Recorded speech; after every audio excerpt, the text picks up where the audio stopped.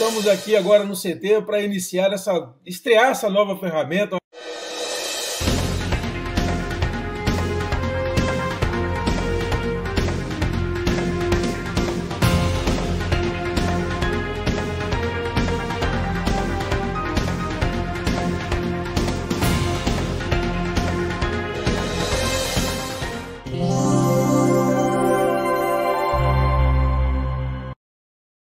Olá amigos, tudo bem com vocês? Estamos de volta aqui com mais um quadro Entrevista à Distância e nós vamos conversar agora ainda falando sobre a Covid-19, sobre o novo coronavírus. Essa é uma série de entrevistas que nós estamos fazendo. Vamos conversar agora com o Dr. Estevão Revelo Alves, que ele é médico e conselheiro do Federal de Medicina, representando o Tocantins, que vai falar com a gente sobre essa questão. Doutor, primeiro, muito obrigado por atender a gente nesse momento, que eu imagino que a correria de vocês está muito grande.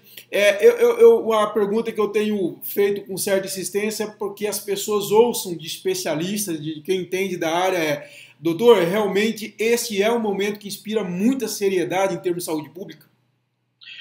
Primeiro, Kleber, muito obrigado a você pelo convite e a todas as pessoas que tiverem acesso a essa entrevista. Sempre é muito bom informar com qualidade.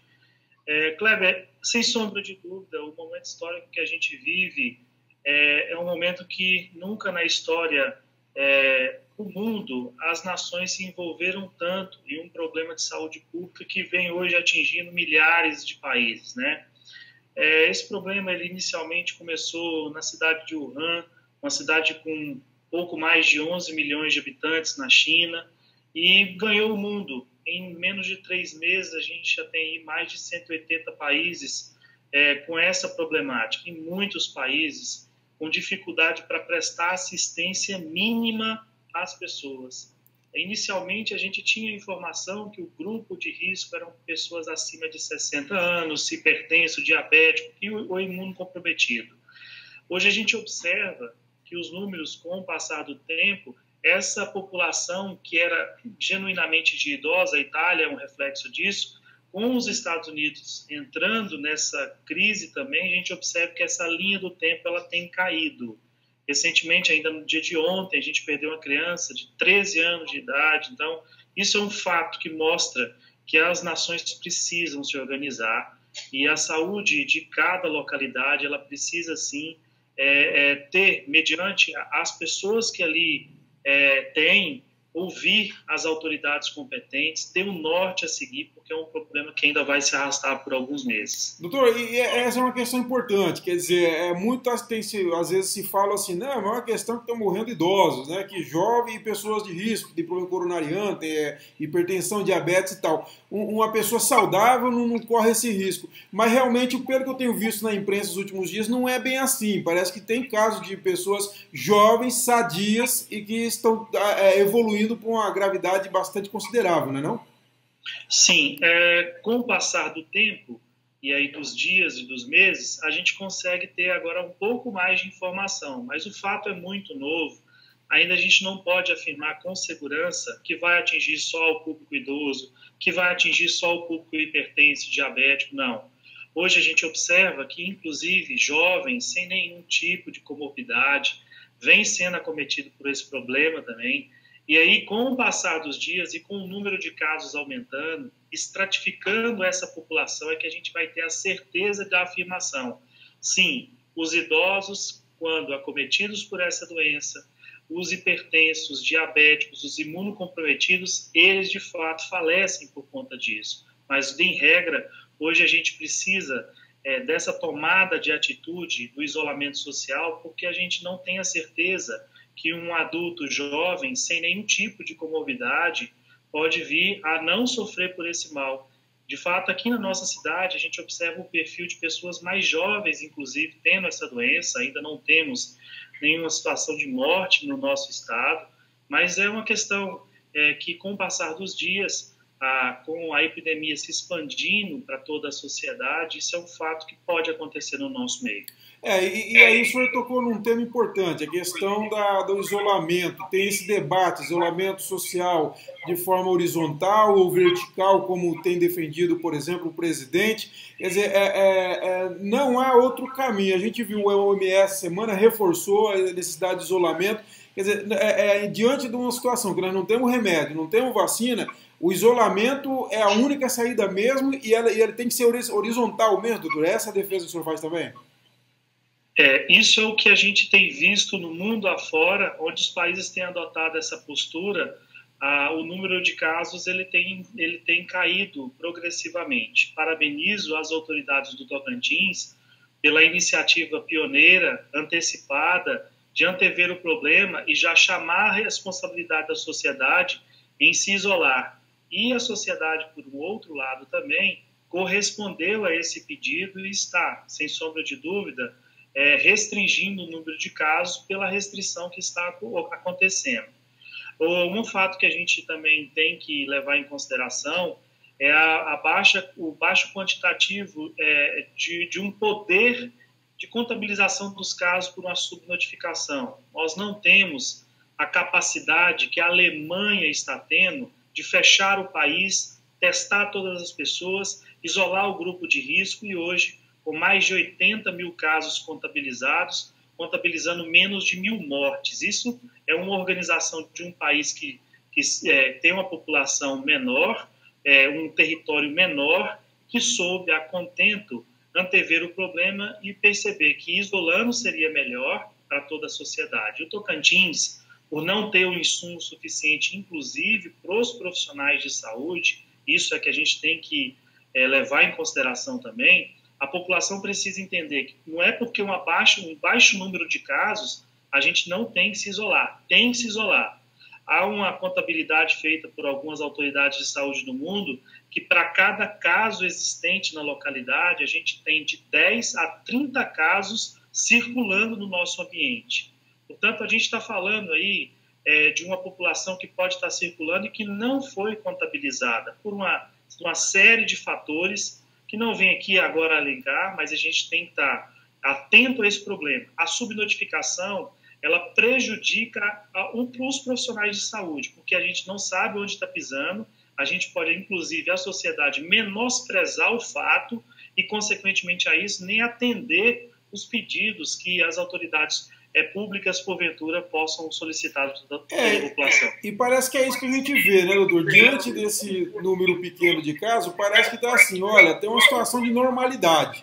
Não está ocorrendo nada fora normal, só temos 12 casos. Então não é bem assim, não é dessa forma que tem que ser interpretado, né? Sem sombra de dúvida, Kleber. Nós já temos dentro do nosso país problema.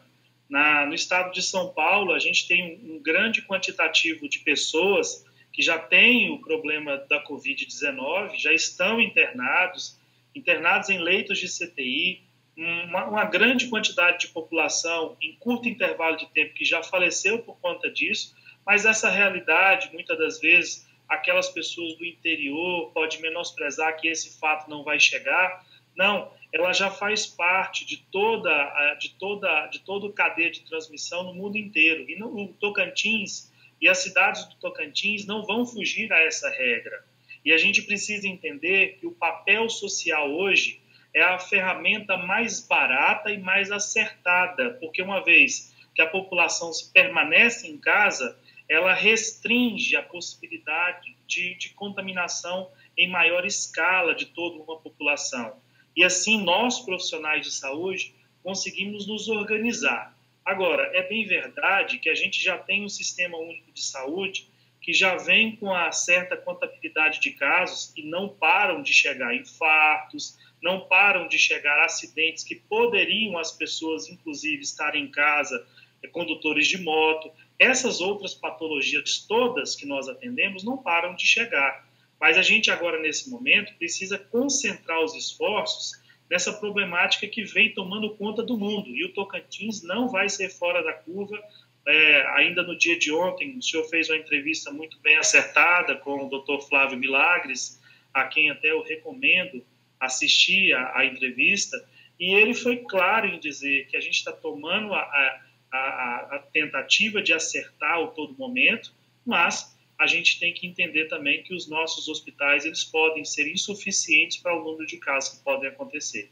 Quer dizer, então assim, vai ter um crescendo. Muita gente fala assim, mas o Tocantins não tem uma densidade demográfica considerável, a gente tem um clima muito quente, então não vai ser bem assim que vai acontecer. Como que vocês têm respondido a essa questão? Bom, hoje nós estamos falando de um momento em que não temos mortes, as pessoas ainda têm a condição de subsistência mantida, ainda não tem desemprego em larga escala, ainda não tem uma desestruturação do nosso serviço de saúde. É este momento que todas as autoridades públicas de saúde devem antever o problema e desenhar um cenário que lá na frente a gente minimize dano. A população, por um outro lado, ela não pode ficar com a informação de que ainda não tivemos morte e o Tocantins tem uma população pequena e aqui é uma terra que é muito quente, menosprezando esse fato. O fato é que isso vai fazer parte da nossa realidade. O que nós, autoridades públicas, profissionais de saúde, estamos fazendo? Os profissionais de saúde, por sua vez, estão na maior da boa vontade em querer atender, mas não são super-heróis. Precisam de equipamentos. Para quando isso vai acontecer? As nossas estruturas de enfermaria no interior, seja em Gurupi, Araguaína, Palmas, ou em todas as cidades, ou em todos os municípios, têm EPIs o suficiente para os profissionais? Porque esses profissionais podem se contaminar e, consequentemente a isso, são potenciais contaminadores das cidades.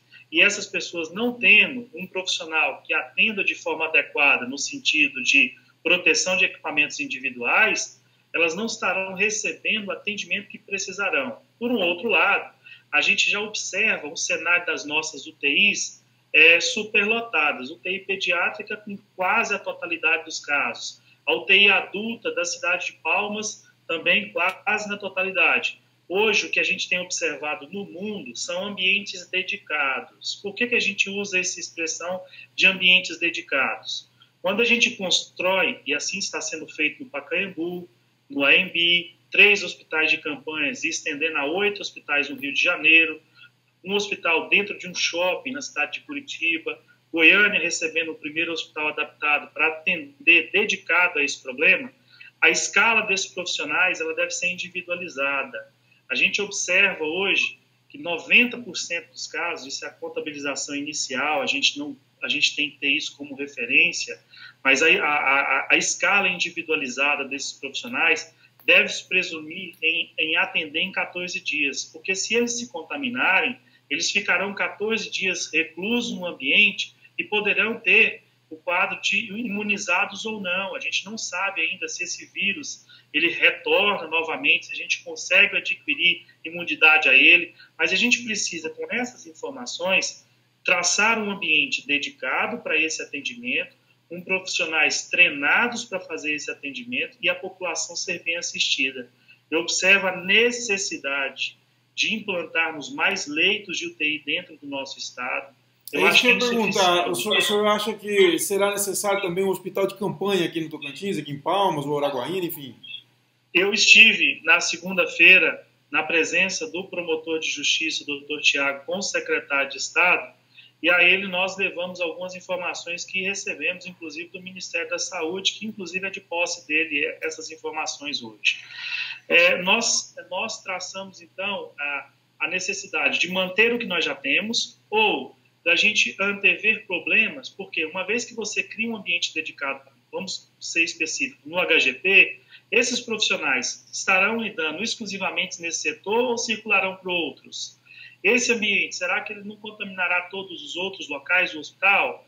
Então, é prudente que a gente ou solicite apoio do Exército através de um hospital de campanha, ou monte um ambiente específico, o Estado montaria, sugerir, inclusive no Parque do Povo, lá tem um ambiente de quase 4 mil metros quadrados, já coberto, com energia hidrelétrica, já a hidráulica pronta, ou então a gente loca leitos de hospitais particulares para tratar exclusivamente. Um problema que a gente pode destacar, a equipe do SAMU que faz essa transferência, ela tinha que ficar dedicada neste ambiente, com a escala típica para eles, restringindo o número de movimentos desses profissionais para a gente poder, com isso, diminuir a possibilidade de chance de contaminação de outras pessoas. O senhor acha que as EPIs que nós temos hoje, elas são suficientes para os profissionais de saúde ou também não temos condições? O secretário me falou que haveria, parece que deu um material que a imprensa deles mandou para a gente, que fala que teria para de 4 a 6 meses aí, com a intensificação dessa crise. O senhor acha pouco, precisa de mais? Enfim, qual a sua avaliação? Hoje não temos. Hoje é fadado que se a gente for aqui em Luzimangues, a gente vai observar que tem problema. Se a gente for nos hospitais do interior, capaz que a gente tem problema. Porém, a informação que eu tive dos números que ele prestou, inclusive publicados pelo seu site, são suficientes para a gente poder atender uma certa margem de tempo. Eu não sei contabilizar se 4 meses é o suficiente, porém a gente traria segurança nessa assistência. Aqueles números lá nos contemplam, no sentido de dar o norte para os profissionais de saúde e para a população que será atendida, e tem material suficiente para a gente atender nesse primeiro momento. E a gente também não pode levar em consideração mais o fato da simples fala de dizer que eu não estou achando material em outro local. As empresas já estão produzindo, muitas delas já estão, inclusive, deslocando a funcionalidade que era primária para agora a de EPIs, ou então, se não achar no Brasil, em outros locais. Inclusive o ministro da Saúde ontem, em entrevista concedida a toda a nação, mostrou que os secretários devem tomar essa atitude também, que não ficar só a contento do Ministério da Saúde, que será sempre insuficiente o número de EPIs comprados pelo Ministério para atender toda a nação. Agora, a gente vê o senhor falar, eu vi o doutor Milagres ontem, Flávio Milagres também falando, assim, o que a gente sente é que realmente vocês esperam que vai ser uma situação muito grave também aqui no Tocantins. Que esse momento de tranquilidade que nós estamos vivendo vai se transformar e nós vamos passar por momentos de bastante, digamos, tensão. É isso mesmo, doutor? A gente espera que não, mas, porém, a gente observando o que acontece no mundo, a gente não pode ficar de braços cruzados e dizer para a população que pode fazer tudo, está na hora de fazer tudo, está na hora de liberar tudo. Não é por aí. Se cada um fizer a sua parte, a gente vai minimizar a possibilidade dessa contaminação. O problema vai chegar, ele vai e já é da nossa realidade, nós já temos doente grave internado na cidade de Palmas. Nós já tivemos vários casos aqui na cidade de Palmas, são poucos em relação ao Brasil e ao mundo, mas já faz parte da nossa realidade. Agora, em larga escala, a gente não tem uma possibilidade agora de afirmar quando isso vai acontecer. Nos próximos meses, é bem verdade que isso vai fazer parte da nossa realidade, sim. Vários prefeitos flexibilizaram a quarentena. Como o senhor viu isso? O senhor acha que é possível essa flexibilização nesse momento? Ou o senhor achou que foi uma precipitação? Eu acho temerário, eu acho arriscado mediante ao cenário que se desenha. Há um debate muito rico na parte política de dizer que a doença e a economia, eu acho que nesse momento, se a gente tomar partido político, cada um vai abraçar a sua causa. Não é o momento da gente fazer isso. O momento é que a gente precisa dar ao povo a informação de que é correto. Hoje, as principais nações do mundo, povo sério, que desenha saúde com muita responsabilidade, indicam que o isolamento é a principal forma da gente conter esse problema. Constrange-me observar movimentos isolados no Estado, inclusive com carreata, solicitando que o comércio retorne.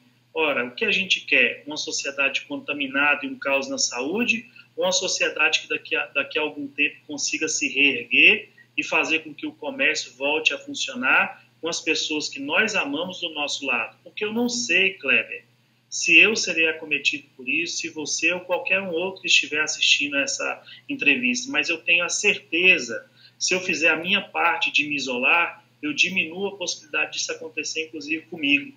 Portanto, o mais responsável seria, neste momento, a gente ter o norte. O norte hoje são as informações traçadas pelo Ministério da Saúde, através do competentíssimo ministro que a gente tem, doutor Mandetta, que vem conduzindo esse processo com muita seriedade, embasado com pessoas que estão ao lado dele, de altíssimo gabarito, que estão dando um norte para a gente. Porque se cada um aqui for fazer da sua forma, vai acabar que daqui a pouco a gente não sabe nem como fazer. A gente vai ter oportunidade de abrir.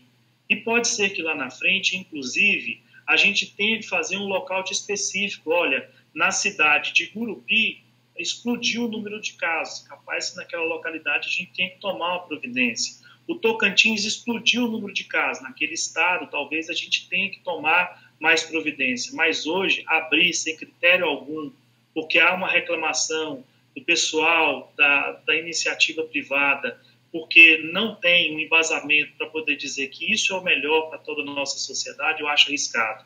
Eu acho que a gente está colocando muita gente na berlinda de um problema que talvez a gente não saiba nem quando vai ser solucionado.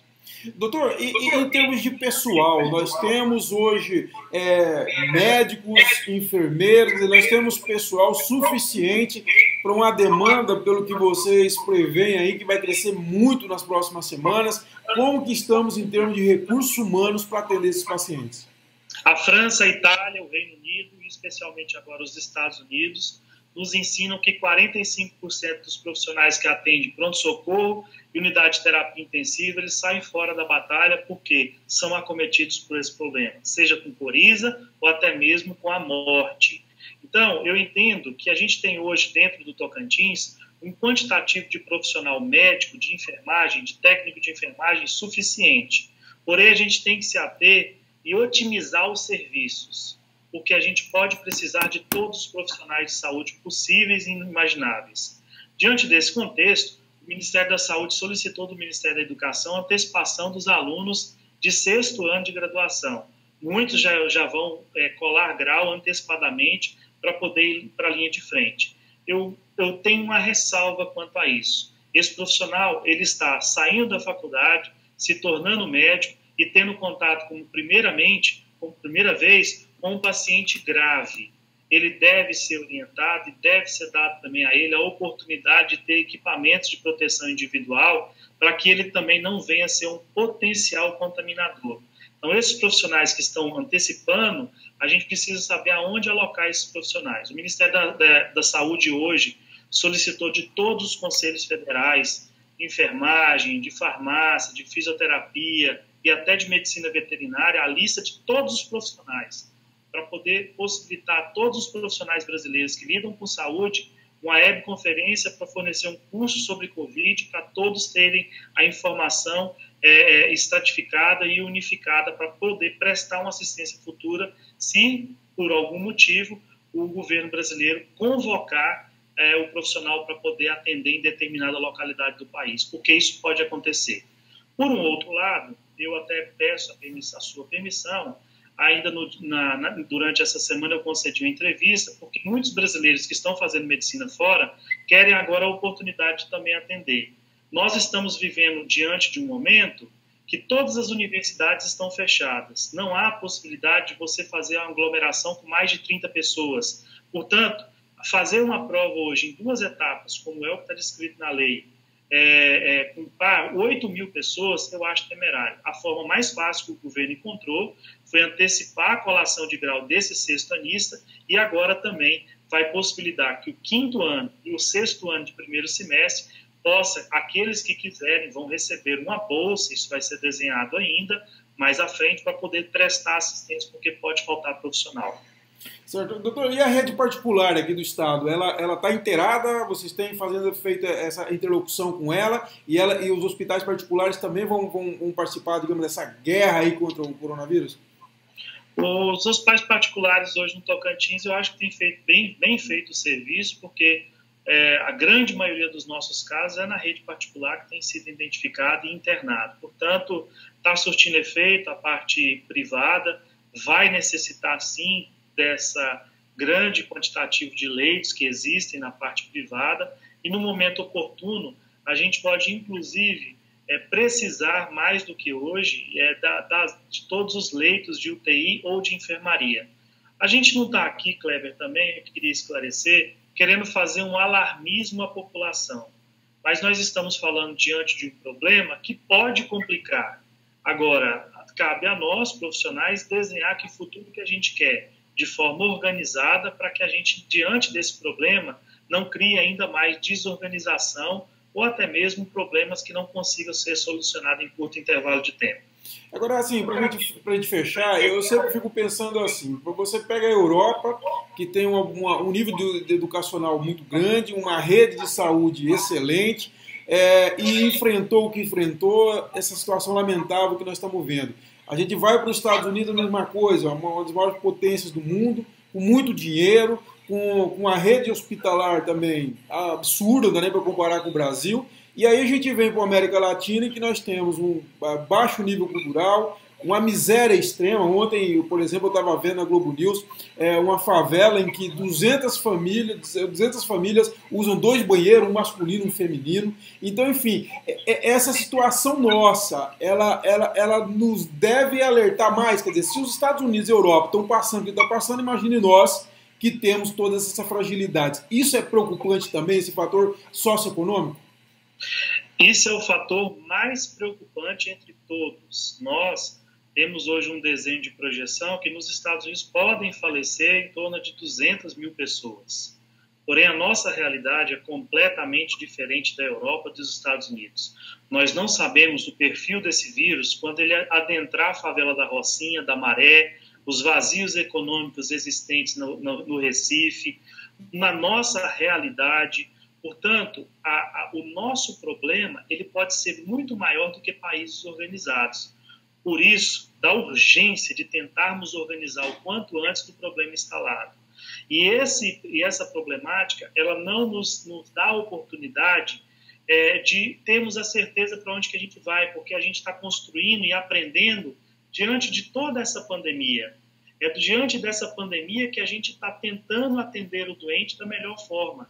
E é neste momento que muita gente no mundo tem construído as melhores condutas, mostrando aos colegas para nos basearmos e, assim, termos o menor quantitativo de morte possível. Esse problema é um problema que, inclusive, através das atitudes que o Ministério tem tomado, a de antecipar a formatura, montar o hospital de campanha, é um problema em virtude de toda essa problemática que você fala social do Brasil mesmo, que é uma realidade que a gente tem aqui dentro.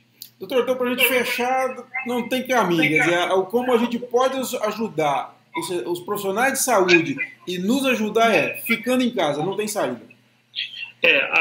Atender o pedido do Ministério da Saúde, que sabe o momento exato quando a gente vai poder sair de casa. O isolamento é, sem sombra de dúvida, o momento mais apropriado. No momento oportuno, vai ser sinalizado para a população que pode movimentar com segurança, que a gente vai ter condição de atender a todos sem que aconteça um caos. E aí também agradecer a você, Kleber, me coloco sempre à disposição de ser um canal de comunicação muito ouvido e visto no Tocantins, pela oportunidade que me deu de conceder essa entrevista aí. A gente sempre vai estar respondendo a você quando for solicitado. Nós que agradecemos, doutor, é muito importante. Primeiro, como eu fiz com o doutor Flávio, agradecer a vocês, profissionais de saúde. Vocês são grandes heróis do Brasil e do mundo nesse momento e devemos contribuir como a gente pode para que vocês possam realmente fazer um trabalho que é um trabalho difícil e extremamente necessário. Muito obrigado, obrigado por tudo e também procuraremos outras vezes para a gente estar sempre trocando, levando essa informação mais qualificada para os nossos telespectadores e leitores. Pessoal, é isso. Fique em casa. Não se deixa levar por teoria da conspiração, por discurso político partidário. É uma questão de ciência, é uma questão de saúde pública, não é uma questão partidária. Então, fique em casa, cuide da saúde, cuide dos seus idosos, dos seus filhos. Não vamos piorar uma situação que tende a ser grave, tá bom? Um abraço a todos e até a próxima.